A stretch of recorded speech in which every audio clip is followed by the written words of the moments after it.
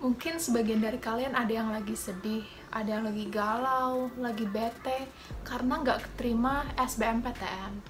Otomatis kalau lagi gagal kayak gini, perasaan tuh campur aduk dan bingung mau ngapain, kedepannya mau gimana, sampai mungkin kalian terpikirkan buat gap year. Tapi di sisi lain, kalian juga takut kalau gap year barangkali ada hal-hal yang nggak diinginkan ternyata terjadi.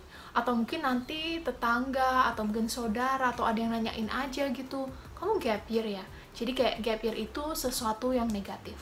Padahal kita tahu banyak banget di luar sana orang-orang yang akhirnya sukses, akhirnya bisa masuk ke universitas impian mereka karena awalnya mereka gap year. Ada yang benar-benar gap year, ada yang kuliah dulu, terus 1 semester atau beberapa bulan akhirnya mereka memutuskan buat berhenti karena mereka lebih pengen ke kampus impian mereka. Seperti itu. Jadi di video kali ini aku akan ngebahas beberapa hal tentang gap year, benefit apa yang bisa kalian dapatkan, dan bahwa gap year itu nggak seburuk yang kalian kira kok. Kalau aku pribadi, aku punya pengalaman, aku nggak tahu ya bisa disebut gap year atau enggak, tapi yang jelas aku waktu itu kuliah, terus sekitar baru 1 atau 2 semester aku pindah kampus dan juga pindah jurusan. Jadi aku nggak bisa konversi, bener-bener aku ngulang dari awal. Jadi selama aku nunggu kuliah berikutnya, aku ya di rumah aja, karena kebetulan aku udah keluar dari kampusku yang lama. Seperti itu. Nah, jadi mungkin aku bisa refleksi sedikit dari pengalamanku, dan ada beberapa poin penting yang perlu kalian ketahui, jadi pastikan nonton sampai selesai.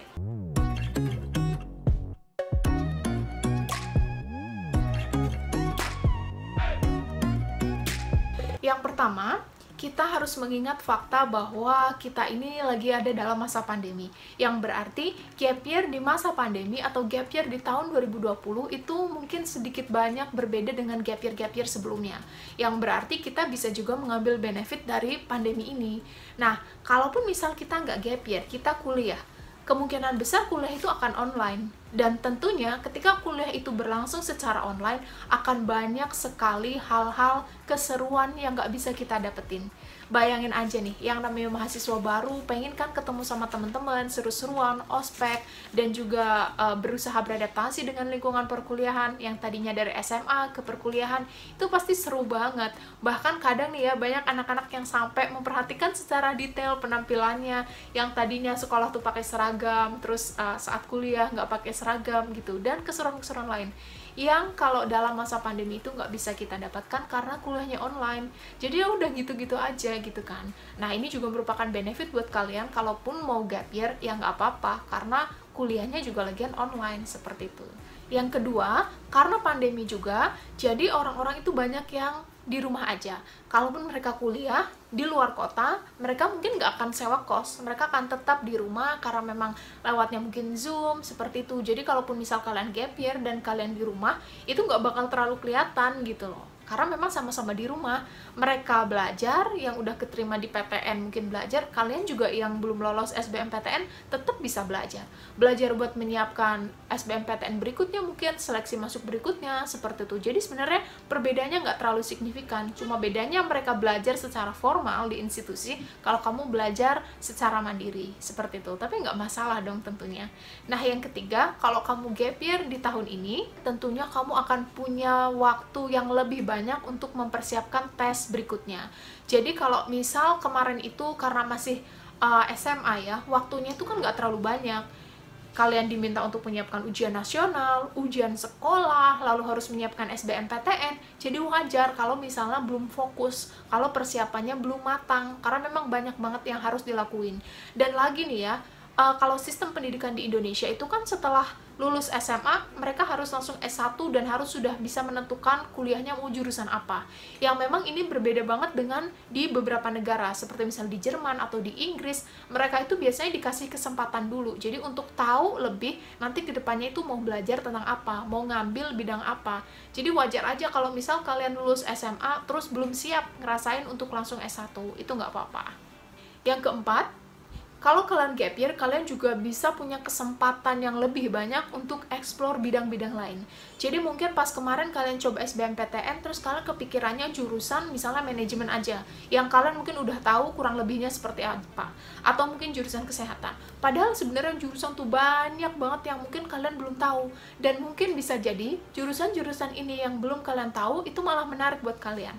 Misalnya jurusan seperti geologi atau antropologi, mungkin kalian belum familiar dengan jurusan itu. Atau misalnya jurusan yang kayak misal ada sastra Inggris, ada pendidikan bahasa Inggris, terus kalian masih belum tahu sebenarnya tuh apa sih perbedaan mendasarnya.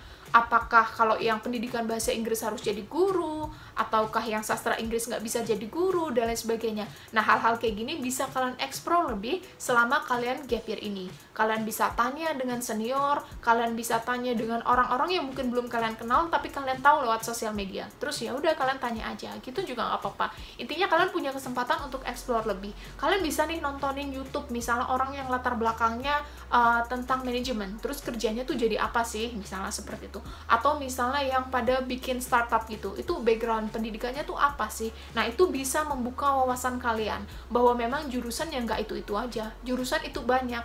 Dan nanti tentunya ketika kalian udah mantep milih jurusan, kalian nggak ragu lagi ke depannya akan gimana. Kalian nggak ragu lagi nanti kalian akan belajar tentang apa, karena kalian udah yakin dari awal. Seperti itu. Itu adalah salah satu keuntungan ketika kalian gap year juga. Benefit lain yang kelima yaitu kalian bisa ikut kursus atau les atau belajar apapun yang memang bisa untuk meningkatkan skill kalian. Misalnya nih, kalian ngerasa kalian perlu banget untuk meningkatkan kemampuan bahasa Inggris. Karena kita tahu bahwa nanti di perkuliahan, kalaupun misal kita kuliahnya nggak jurusan bahasa Inggris, tetap bahasa Inggris itu dibutuhkan banget. Itu menunjang banget di berbagai aspek. Bisa ngebuat kita, misalnya ngasih kita kesempatan untuk ikut berbagai lomba, ikut konferensi internasional mungkin, ikut debat internasional dan lain sebagainya. Atau bisa juga misalnya kita memang ngambilin jurusan bahasa Inggris. Intinya hal-hal seperti itu yang untuk meningkatkan skill kita itu perlu banget kita develop, perlu banget kita tingkatkan. Nah, ketika kalian memutuskan untuk gap year, kalian bisa nih misal 6 bulan kalian memutuskan untuk kursus bahasa Inggris. Bisa itu kursus misalnya di Pare, atau mungkin karena lagi pandemi kalian kursus aja secara online seperti itu. Atau mungkin kalian ikut di grup-grup yang memang ada native speakers-nya biar kalian bisa praktis bahasa Inggris dan lain sebagainya. Pokoknya banyak banget kursus, banyak banget kelas yang bisa kalian ambil selama pandemi ini. Nah, yang terakhir, ketika kalian memutuskan untuk gap year, kalian juga bisa lebih matang untuk merencanakan studi atau kuliah di luar negeri. Mungkin sesaat kalian berpikir, aduh, SBMPTN aja aku nggak terima, masa aku mau daftar kuliah di luar negeri sih? Well, nothing is impossible. Mungkin di awal tuh kayak ngerasa gitu ya, SBMPTN aja yang tingkatnya nasional kita nggak keterima, gimana mau beasiswa kuliah ke luar negeri. Sebenarnya kadang itu masalah keberuntungan. Jadi kadang kita tuh udah bagus banget persiapannya, tapi kebetulan aja kita lagi nggak beruntung, jadi nggak lolos SBMPTN, seperti itu. Bisa jadi misalnya ada hal-hal yang kita belum persiapkan dengan matang, tapi karena kita lagi beruntung, jadi kita dapat. Seperti itu. Nah, begitu juga dengan beasiswa kuliah di luar negeri. Saran aku ya, kalian jangan pernah ngerasa minder atau ngerasa takut sebelum kalian mencoba. Pokoknya coba aja dulu, adapun nanti lolos atau enggak, gagal atau berhasil, itu urusan nanti, itu bonus. Karena kesuksesan itu kan perpaduan dari usaha dan kesempatan, seperti itu. Jadi kalau memang lagi ada kesempatan dan bertemu dengan usaha kalian, kalian bisa jadi sukses. Dan lagi, selama gap year ini banyak banget yang bisa kalian lakuin untuk menyiapkannya.